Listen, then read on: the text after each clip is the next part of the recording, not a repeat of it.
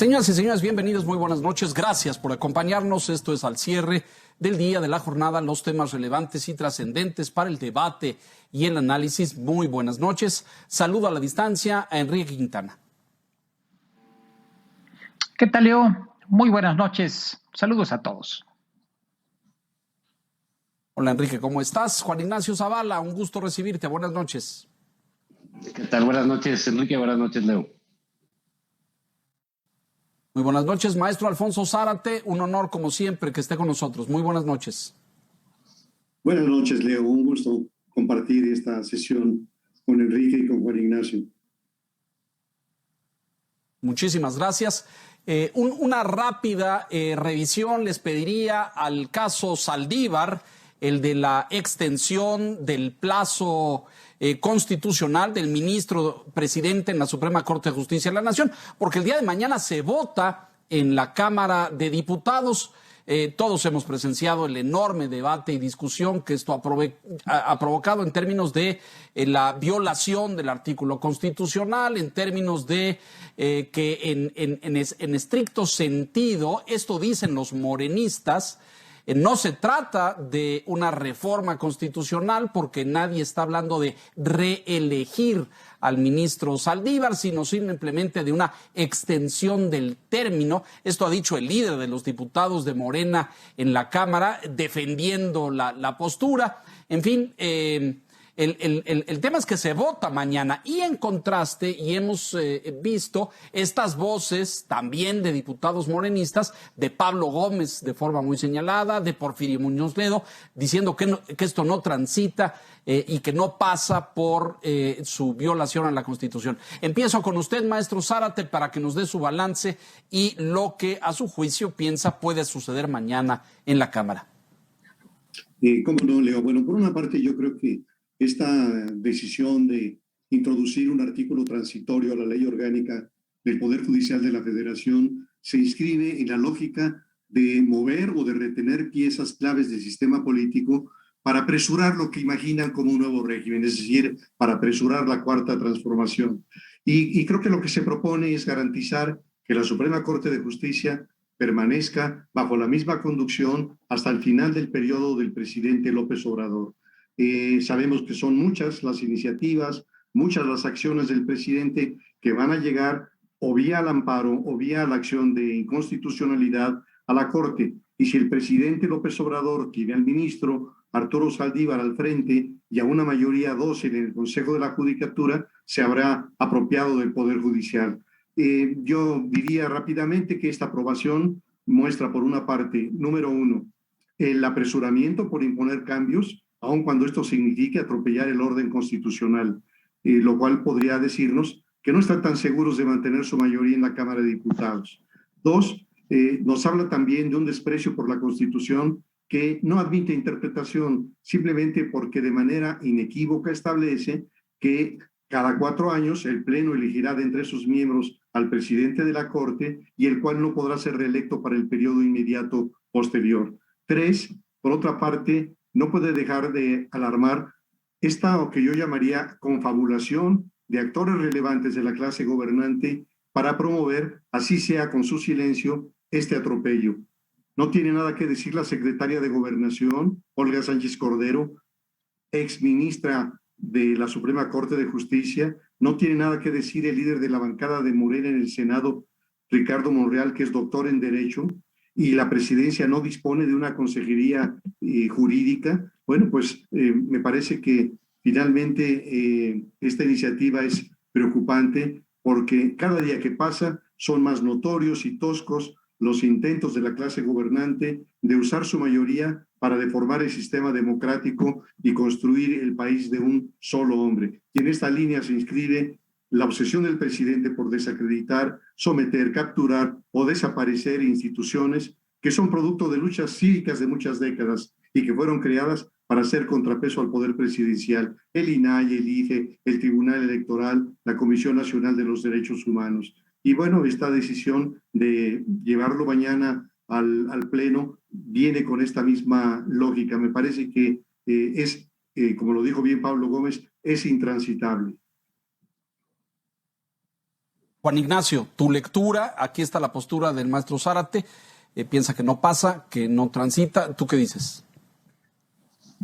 Bueno, lo primero que podríamos revisar es desde que inició esta legislatura completamente en el Senado, que ha sido, digamos, una plataforma de ocurrencias como no habíamos visto en décadas anteriores. Me parece a mí claramente que en muchas ocasiones no tienen idea de la dimensión que puede cobrar las modificaciones que se ponen a hacer en un momento dado. Hace poco, o sea, recientemente, o semanas, pues que Monreal tuvo que echar para atrás alguna propuesta que hizo, algún día hizo que iba a reformular las comisiones a las instituciones bancarias. En fin, es una feria de las ocurrencias ahí, y esta parece ser otra en la que está de acuerdo el presidente de la República, ni más ni menos. Entonces deja de ser un poco ocurrencia como para convertirse en algo francamente delicado.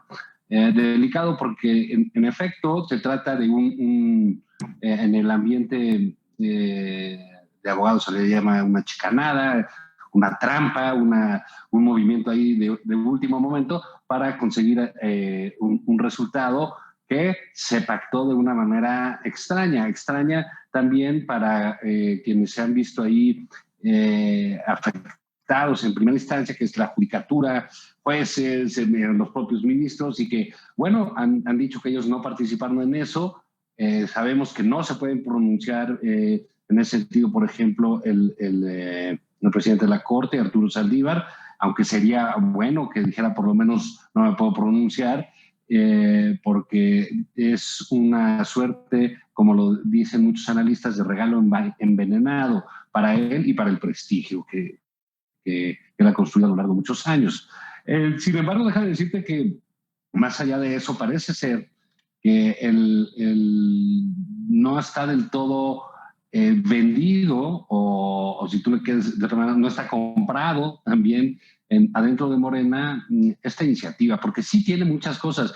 Dicen que es constitucional, no es cierto. Dicen que es alargar el plazo, no es reelegirlo. En fin, son una serie de elementos que hacen muy sospechosa esta jugarreta en el Senado que hicieron. Tiene antecedente clarísimo por el cual se pronunció la Corte, el propio Saldívar, en el caso del señor Jaime Bonilla, ahora gobernador de Baja California, que quiso alargar también el periodo de su mandato. Entonces, bueno, Pablo Gómez ha dicho que ese agregado a la reforma judicial no tiene manera de pasar ni manera de seguir adelante. Ojalá, pues, por la salud de la República, ciertamente vivimos tiempos de enfrentamientos y de devastación institucional. Eso hay que decirlo, porque cuando el presidente de la República se pone a patear instituciones, no es otra cosa más que símbolos de devastación. Y creo que aquí, ojalá la Cámara de Diputados, los diputados como legisladores mexicanos, no como militantes de Morena, también sepan decidir por el bien del país esto. Porque de ahí a que decidan alargar el periodo de mandato de López Obrador, pues no falta nada, Leo. Sí, es un pasito. Pareciera, en lectura de muchos especialistas, que es el antecedente, como sentar un precedente. Enrique, tu balance de la votación mañana. Parece ser que hay posiciones encontradas al interior de Morena. No me atrevo a hacer un pronóstico en términos de la proporción de cómo están esas posiciones encontradas, pero me preocupa mucho que a lo largo de esta noche o mañana en la mañana venga una instrucción de esas verticales y autoritarias desde Palacio, como ya hemos visto en ocasiones y en votaciones anteriores. Enrique. Yo veo solo dos escenarios, Leo. Un escenario en el cual esta noche, mañana a primera hora, el ministro presidente emite alguna comunicación, alguna expresión pública, señalando que él dejará su posición en la Corte conforme lo establece la Constitución. Punto. Bastaría con que dijera eso. En cuyo caso, No sé si el asunto prosperará o no en la Cámara, pero ya quedaría claro que no tendría impacto.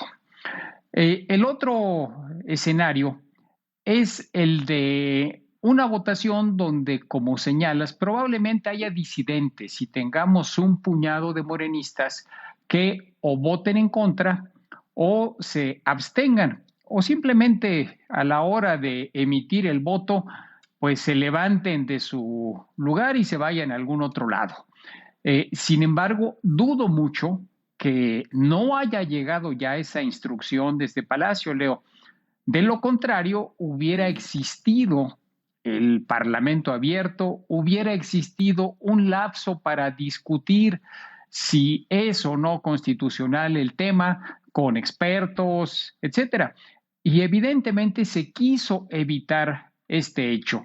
El procedimiento va a ser: la comisión correspondiente dictamina mañana por la mañana y por la tarde se sube al Pleno, donde Morena y sus aliados tendrán los votos suficientes, más allá de lo que suceda con algunos disidentes, tendrán los votos suficientes para pasar esta reforma.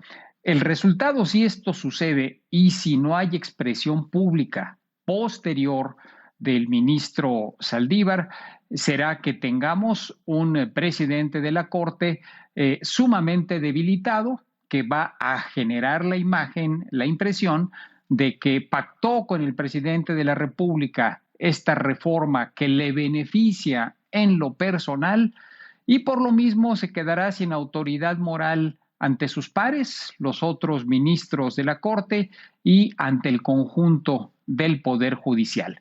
Para el Poder Ejecutivo, para el presidente López Obrador, pues un presidente de la Corte debilitado, pues va a ser más cómodo en lo que resta de su administración, Leo.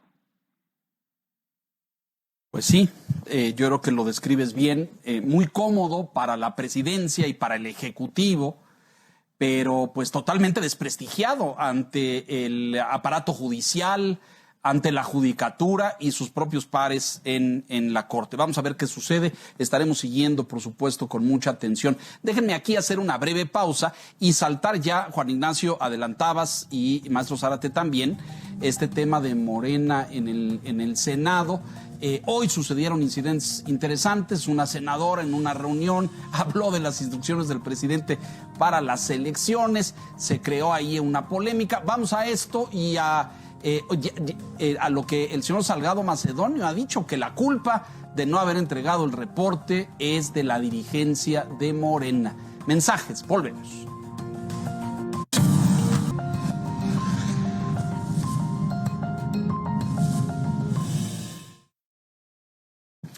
Bueno, primero rápidamente este incidente que pareciera menor, pero retrata tal vez la situación para algunos nerviosa, para otros desesperada, de los morenistas que ven regiones, distritos, estados con un escenario muy complicado de competencia electoral. La senadora María Merced González de Morena, hoy en la mañana, en una sesión de comisiones del Senado, están conectados varios a distancia y al decir varios me refiero a senadores de otros grupos parlamentarios. Y ahí dice que el coordinador de la bancada, Ricardo Monreal, le dijo que el presidente estaba muy interesado en que apoyaran en Jalisco y en Nuevo León porque le preocupaban mucho esos estados. La interrumpe otra senadora de Morena, colega, la senadora Mónica Fernández Balboa, que preside la Comisión de Gobernación en el Senado, la interrumpe y le dice: oye, senadora, esta es una reunión abierta de varios senadores, hay senadores de otras fuerzas parlamentarias, a lo mejor ese comentario se refiere solamente a una reunión de nuestra bancada. La senadora González, la que hizo el comentario inicial, corrige y dice: sí, perdón, sí. Dice, hacen bromas y estas cosas, pero más tarde sale a decir que no se refería al presidente de la República, sino que se refería al presidente Mario Delgado, como si alguien de verdad le pudiera creer que Ricardo Monreal se refiere a Mario Delgado como el presidente. Enrique, ¿qué nos dice esto allá adentro? Ay, ¿a poco tú no crees, Leo, que le dé ese tratamiento Ricardo Monreal a Mario Delgado? señor presidente, de Morena. No, obviamente tienes toda la razón. Y es la expresión de el uso de las instituciones públicas para propósitos electorales.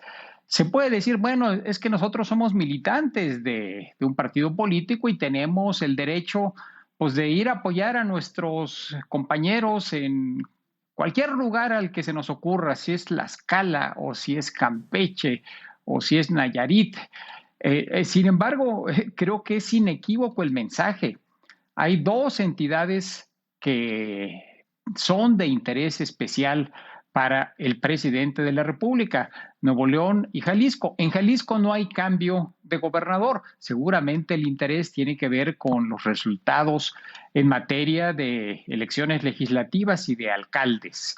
Pero en el estado de Nuevo León sí hay elecciones para el gobierno estatal y de acuerdo a la mayoría de las encuestas, Leo, la candidata de Morena, pues ya se desplomó. Algunas encuestas la ponen hasta en cuarto lugar, después de aquel escándalo del video que la vinculaba a este grupo que tenía esclavas sexuales en Estados Unidos y otros países. En fin, creo que claramente hay un interés del presidente de la República, pues no hay de otra, en estos estados. En el caso de Nuevo León, porque está la luz amarilla encendida, si no es que la roja. La disputa ya está siendo entre candidatos de otros partidos. Y en el caso de Jalisco, no tenemos referencia precisa de encuestas en torno a alcaldías, en torno al Congreso local, pero no lo dudes que también la presencia de Morena no sea tan grande como probablemente el presidente pensaba. Entonces, es expresión quizás de una competencia electoral más cerrada de lo que se anticipaba y quizás también alguna alarma desde el Palacio Nacional a propósito de lo que perfilan los resultados, Leo. Así que, pues ni modo, los agarraron con los dedos en la puerta y ya ni cómo componerle. Pero ellos dicen que no son como los otros, Juan, que ellos son diferentes. Pues ha de ser por el Zoom, porque fuera de eso hacen las mismas cosas, incluso de manera más desaseada. Digamos, una sesión de hace una semana, resultó que no sabía qué fue lo que votaba una senadora, etcétera. Lo que todo esto evidencia es que es una falta de seriedad absoluta lo que sucede en el Senado de la República con los propios senadores. Hay que decirlo claramente, no saben qué votan, no saben en qué comisión están y por lo tanto no saben a quién dirigirse. Entonces creo que lo que vimos hoy en el caso de la senadora de Morena, que dando un mensaje creyendo que estaba con compañeros de su partido y cuando estaba con el resto de los partidos, pues es parte de este forma de hacer las cosas en la Cuarta Transformación, que son mal hechos, desobligados, irresponsables y que no tienen idea ni siquiera de dónde están sentados. Aquí hay un tema, lo tocabas tú, lo comentó también Enrique, y bueno, es clarísimo que si bien es cierto que las encuestas por partidos, la del Financiero es muy clara en ese sentido, la gente opina sobre su mala opinión que tiene, mala percepción que tiene del PAN, la mala percepción que tiene del PRI y una mejor y mucho mejor percepción que tiene de Morena, pegada al presidente López Obrador. En la cuestión de los votos por personas se está cambiando el asunto, porque eso no sucede en el caso de Nuevo León, donde hay efectivamente ahora sí que, como si una maroma que ni los de Morena para defender a López Obrador logran hacer, porque lo que ha pasado con el candidato de Movimiento Ciudadano, con Samuel, es que ganó en unas semanas más de 20 puntos. O, si tú lo quieres ver de otra manera, Clara Luz perdió todos esos puntos y se los pasó directitos a Samuel. Y Samuel aparece hoy ya en una entrevista al periódico El Norte en primer lugar. Clara Luz, obviamente, es ya se puede decir que es la historia de una candidata derrotada. ¿no? Va a ser muy difícil que en el lapso de unas 5 semanas pueda lograr una voltereta de tantos puntos. Y esto nos habla de que las elecciones siempre tienen un factor sorpresa importante, que una cosa pasa por el lado de una encuesta, pero que cualquier suceso relevante que la gente le pueda dar cierta relevancia, como fue el caso de la mentira de Clara Luz respecto de Tir Ranier, va a tener peso. Vemos también esta semana cómo el candidato del presidente en Sonora, Alfonso Durazo, se hace de pleitos y de palabras con un candidato que viene en tercer lugar, y eso habla ya de un poco de desesperación por parte de los candidatos de Morena, donde quizás las cosas no están tan sencillas como lo pensaban. Sucede lo mismo también en otros estados, quizás no así lo que se ve en el panorama de la Cámara de Diputados, pero digamos, creo que Nuevo León es muy relevante. También el caso de Jalisco, pues se referirá, como bien decía Enrique, a los distritos federales, los que le dan diputados. La insistencia del presidente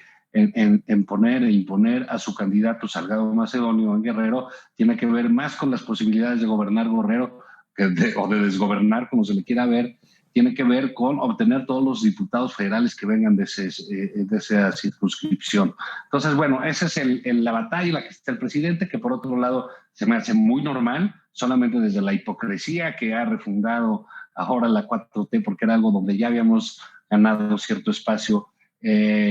Solamente desde la hipocresía se puede decir que no se hace campaña. Es obvio, es natural, es lógico que los presidentes hagan campaña, que la hagan por su partido, que quieran renovar su fuerza, que quieran seguir adelante con sus proyectos, y que en este caso necesita más diputados los que tiene, pero tratar de ocultarse atrás de unas mañaneras tramposas, pues tampoco tiene mucho sentido.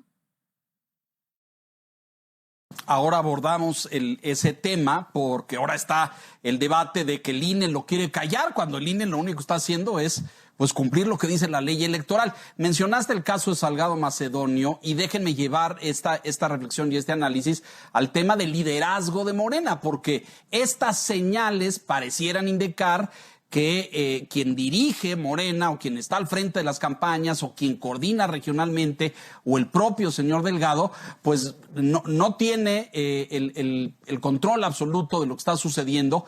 Y si bien algunos pensábamos y ya habíamos visto que el error en la pre-campaña de Salgado Macedonio había sido de su equipo, él ahora señala que la culpa y la responsabilidad de no haber presentado el reporte de gastos al instituto es del liderazgo de Morena. Es decir, Mario Delgado, que como hemos visto ha sido un activista voraz en defender a Salgado Macedonio. Le montaron ahí unas carpas afuera del instituto, movilizaron a una serie de personas. Todos sabemos que eso tiene un costo y que hay que pagar por eso. Ya hay transporte, ya hay comida, ya hay salarios y honorarios incluso. Es decir, Delgado no ha cejado en apoyar y en defender a Salgado, aparentemente por cubrir su error. ¿Qué lectura hace de esto, maestro Zárate, por favor?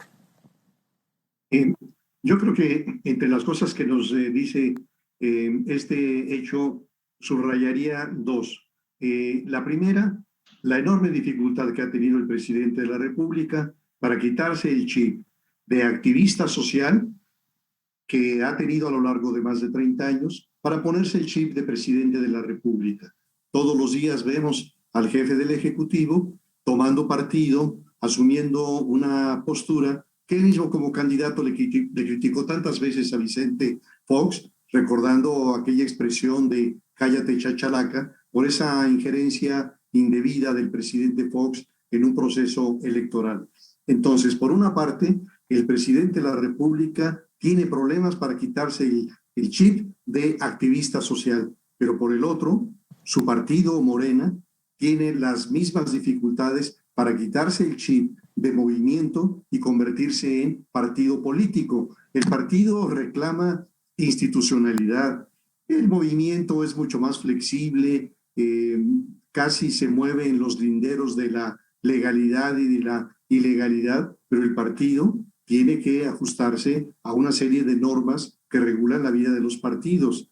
Y lo que estamos viendo en este caso es que, como hoy ya se conoce perfectamente, el hecho de no haber informado en tiempo sobre los ingresos y los gastos de la pre-campaña de Félix Salgado tenía que ver con esta ineptitud, este importamadrismo o esta negligencia de los funcionarios que dentro del partido Morena tenían la responsabilidad de organizar esa documentación y presentarla en tiempo. Entonces, lo que estamos viendo son los costos de esta precaria institucionalidad y desde luego los enormes costos de que el partido tenga como gerente o como encargado a un personaje como Mario Delgado, que cada día demuestra más su precariedad en su formación política, en su formación jurídica, y bueno, hoy el propio Félix Salgado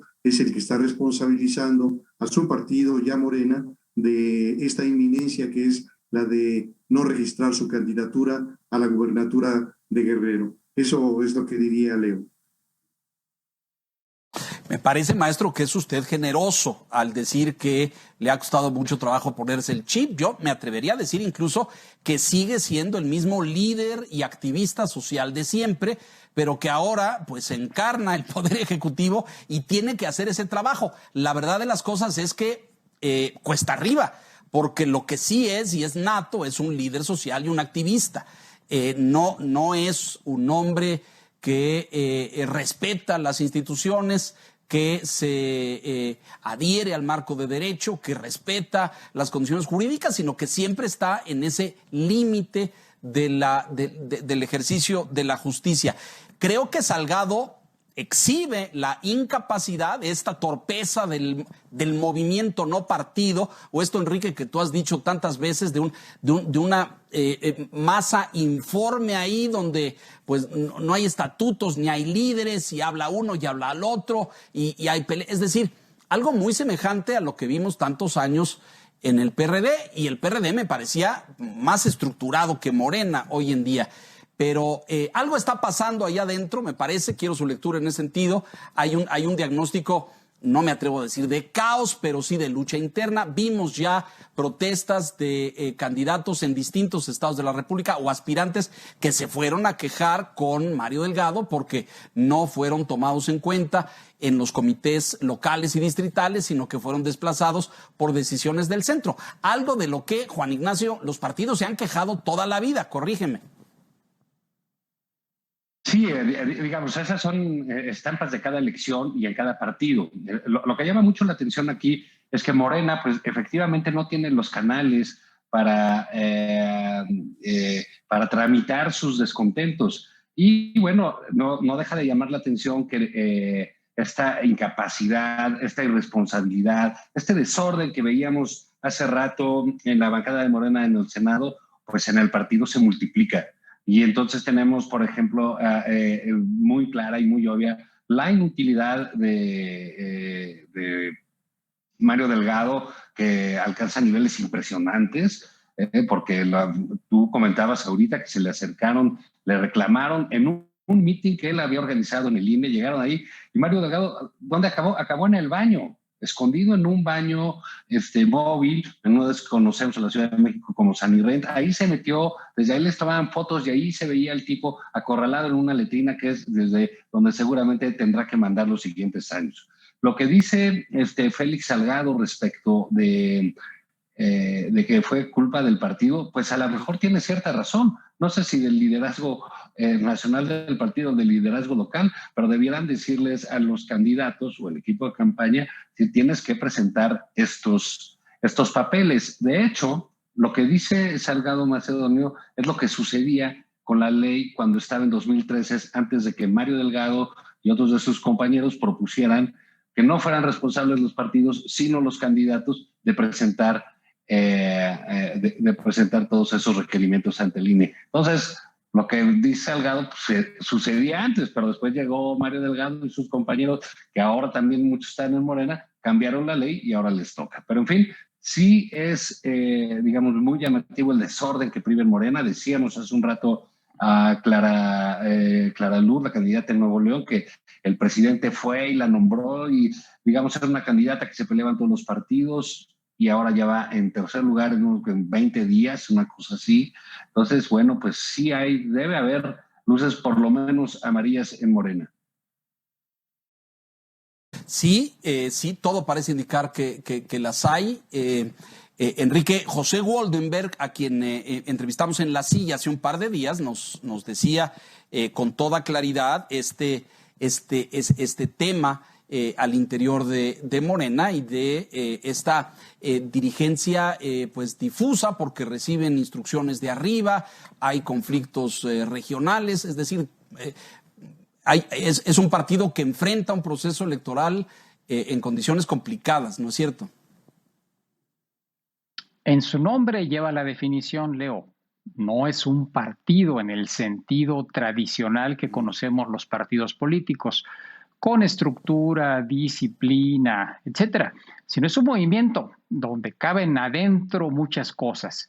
Y en el proceso electoral donde se están disputando puestos públicos, lo que ya era un relajo antes de que comenzaran las campañas, pues se ha convertido en un desastre. Sin embargo, eso no lo saca de la jugada. Todavía, si vemos las mediciones, todavía Morena pinta como el partido que puede ganar el mayor número de gobernadores.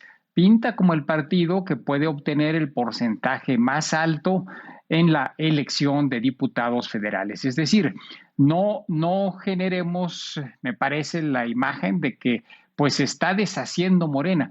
Lo que se han caído son las expectativas, porque hace 3 o 4 meses, pues parecía que iban a ir a un día de campo y en parte por el desorden que tienen adentro, pues ese día de campo resulta una contienda bastante cerrada, agudizada por este jaleo, por ejemplo, en el caso de Salgado Macedonio. Hay que decir, por cierto, lo señalaban consejeros del INE, que el 90-95% de los candidatos de Morena que fueron registrados presentaron su informe de gastos de precampaña.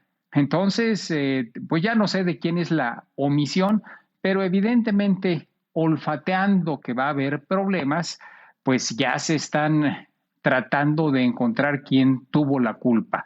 Aunque vamos a tener que esperar a que el tribunal aborde este asunto, esta cancelación de la candidatura de Salgado y de la candidatura de Morón, porque en una de esas le repone la candidatura y se va derechito al triunfo Salgado Macedonio. Así que todavía creo que ese capítulo tiene más apartados, más temas por escribir, Leo.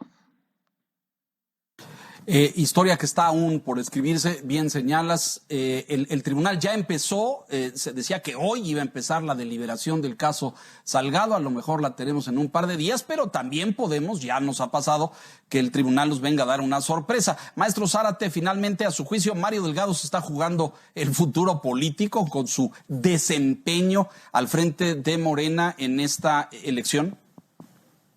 Sí, yo creo que no tiene de manera alguna la trayectoria, el perfil, el carisma, la sensibilidad que se requiere para conducir el partido del Estado, el partido oficial. Y cada día que pasa son más evidentes esas ausencias, esas precariedades, de tal manera que, bueno, pues ya ahora es muy difícil mover al jinete a la mitad de la carrera, pero creo que está destruyendo lo poco que había logrado conseguir como un colaborador estrecho, directo de Marcelo Ebrard, que creo que es a quien le debe finalmente la recomendación ante el presidente para que lo convirtiera en presidente del partido Morena.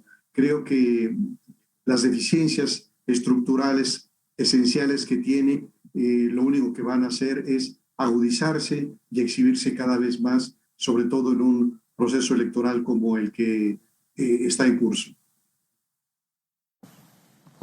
Pues sí, vamos a ver qué dice el tribunal y ahí tendremos algunas pistas, a lo mejor esta misma semana. Déjenos hacer nuevamente una pausa, hay más, volvemos al cierre.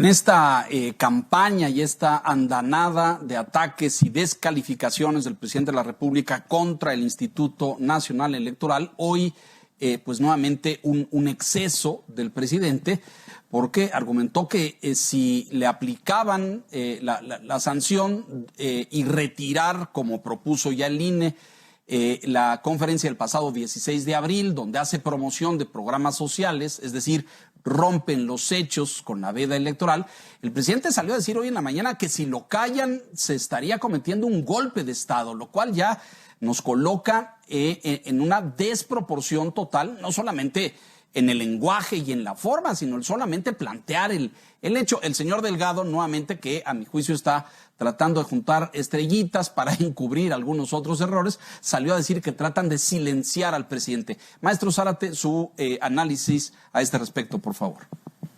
Yo creo, Leo, que el presidente muestra, por una parte, una enorme ignorancia jurídica. Tiene un pobre conocimiento de la Constitución y de las leyes, o tiene un enorme desprecio por el derecho. Por eso llega a decir que prorrogar el mandato del ministro Arturo Saldívar no es inconstitucional, pero los presidentes no tienen que ser licenciados en derecho. Algunos que han sido muy cuidadosos de la institucionalidad, como don Adolfo Ruiz Cortines, no tenían estudios formales de derecho, pero para eso tienen una consejería jurídica. Y en este caso, la secretaria de Gobernación es ministra en retiro de la Suprema Corte. Entonces, el tema es que quizá quienes sí saben de derecho no se atreven a asesorarlo o a corregirlo, lo cual es muy penoso. Y la otra deficiencia del presidente es la del cuidado del peso enorme que tiene la palabra del titular del Poder Ejecutivo. Narraré una anécdota que me platicó quien era un secretario de Estado en el gabinete de José López Portillo. Entró al despacho y vio al presidente perturbado y le dijo: lo veo muy preocupado, señor presidente. Sí, le respondió el presidente, es que un presidente debe cuidar mucho sus palabras. Hace unos días tuve un exabrupto sobre un personaje y hoy me entero que lo han asesinado. Entonces, ¿qué se puede imaginar? Que a lo mejor en una tomada de café con los amigos cercanos, el presidente se expresó de alguien y dijo: ya no soporto a este hijo de tal por cual, y alguno de sus amigos, a lo mejor el negro Durazo, decodificó las palabras del presidente y le hizo el favor de eliminar a esa persona que no soportaba el presidente. Bueno, pues López Obrador continuamente tiene expresiones que demuestran que no entiende el enorme peso de la palabra presidencial. Entonces, hablar de un golpe de Estado técnico es una barbaridad. Lamentablemente, no hay a su alrededor alguien que tenga la firmeza, la estatura moral para decirle: presidente, tienes que ser más cuidadoso con tus palabras, porque no estás entre amigos ni eres ya el líder social. Hoy eres el titular del Poder Ejecutivo de la Unión. Ojalá y hubiera un personaje así, maestro Zárate, porque sin duda no es la señora que despacha en Bucareli, que no sabemos muy bien a qué se dedica, y pues claramente tampoco es el consejero jurídico de la presidencia. Juan Ignacio. Sí, bueno, el presidente lo que hace es estar exacerbando el pleito, ¿no? Como lo hemos comentado en múltiples ocasiones aquí. En este caso trae un pleito casado con el INE, de que él agrede al INE, el INE le contesta, el INE le quita la candidatura a Salgado, el presidente se enoja, se van al tribunal, la regresa, el presidente se vuelve a enojar, el INE se la vuelve a quitar, y en fin, al presidente lo que está haciendo con efectivamente con el comentario bastante ignorante y digamos, que creo que lo habría que tomar en cuenta, que hizo el presidente, de que es un golpe de Estado técnico, porque digamos, no creo que tenga idea bien y clara de lo que dijo. Pero, digamos, ¿qué es lo que hay ahí? Lo que hay ahí es un juego entre el presidente con un malo, para él, que es el INE, bueno, para muchos de nosotros, ¿no? Porque vemos que es el árbitro que nos ayuda no solo a calificar, sino a organizar las elecciones. Y este malo va a durar todas las elecciones. Y como comentábamos en el comentario anterior, pues en el espacio anterior lo que decíamos era, bueno, si Morena va a tener problemas en las elecciones, si ya no va a ganar de calle, si está perdiendo ya en Nuevo León, si tiene problemas en Jalisco, si tiene problemas en Sonora, si tiene problemas en Chihuahua, pues ¿qué crees, Leo? Ya hay un culpable que quiso dar un golpe de Estado técnico y que se llama el INE. Entonces lo que está haciendo el presidente ahorita es fabricando un culpable para el fracaso, en caso de que se dé, de las elecciones de junio. Grave, ¿no? Porque pues ataca la credibilidad, la respetabilidad, la honorabilidad de un instituto que ha actuado pues de forma en general bastante imparcial a juicio de todos los expertos. Enrique, por favor. Mira, este jaleo lo vamos a ver muy probablemente en los 40 y tantos días que restan para la elección, por lo menos hasta el fin de las campañas, el día 2 de junio. Y el presidente está considerando que tiene un elemento a su favor.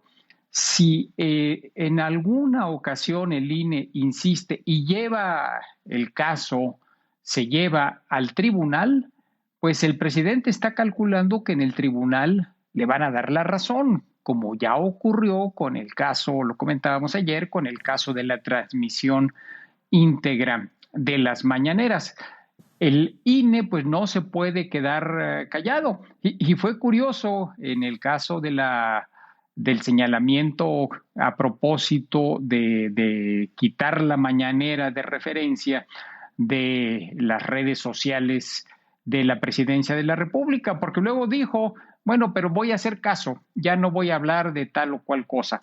Este juego lo vamos a tener, Leo, quizás de manera frecuente. Un presidente que dice, no, ya, tranquilos, voy a seguir, no quiero estarme peleando, voy a seguir las reglas del INE. Y al siguiente minuto o a la siguiente hora o al siguiente día, pues vuelta a lo mismo. Entonces, creo que va a ser una historia que sí, lamentablemente, como se ha comentado, va a desgastar la credibilidad del INE. En la encuesta que publicamos a propósito del asunto Salgado Macedonio, pues encontramos que la mayoría de la gente piensa que el INE está actuando correctamente. No había pasado el retiro de la mañanera, pero creo que al final de cuentas vamos a tener una opinión en la misma dirección. El INE tiene una gran credibilidad entre la gente y me parece que estas acciones que ha emprendido lo que hacen es legitimarlo y conseguir que se perciba que está actuando de manera autónoma, independiente e imparcial, aunque a las personas que simpatizan con Morena no lo crean así. Entonces, me parece que lamentablemente va a ser el tono que veremos, Leo, en el curso de esta campaña. Sí, así es. Y está además la amenaza frontal, directa, nada velada, de reformar el instituto después de las elecciones para corregir lo que a juicio de Morena es una desviación y hacer un nuevo Consejo General.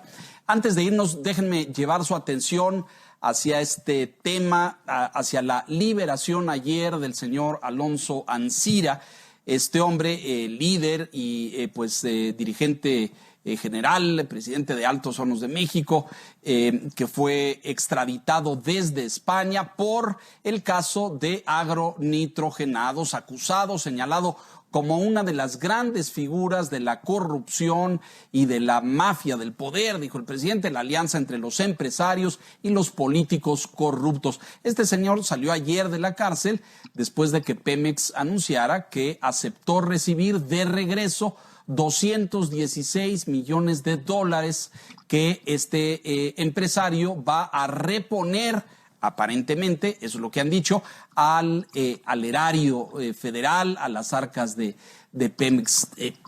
Así visto, de forma muy simplista, pareciera, maestro Zárate, Juan Ignacio Enrique, que el señor compró su libertad, pero les quiero consultar su visión a este respecto. Maestro, si es tan amable. Yo recuerdo a un antiguo procurador de justicia que decía, la justicia es la misma para todos, menos cuando no. Y yo creo que esta manera tan generosa como se han aplicado los acuerdos reparatorios, que ciertamente permite el Código Nacional de Procedimientos Penales, exhibe el trato a los poderosos. Es decir, lo que dicen que decía don Benito Juárez, para los amigos, justicia y gracia. Y yo creo que el acuerdo, por una parte, no deja dudas respecto del comportamiento delictivo de Ancira, confirma el comportamiento tramposo que caracterizó al gobierno de Enrique Peña Nieto, pero yo creo que hay que decir que este acuerdo no compensa siquiera el daño patrimonial a Pemex, que fue muy superior.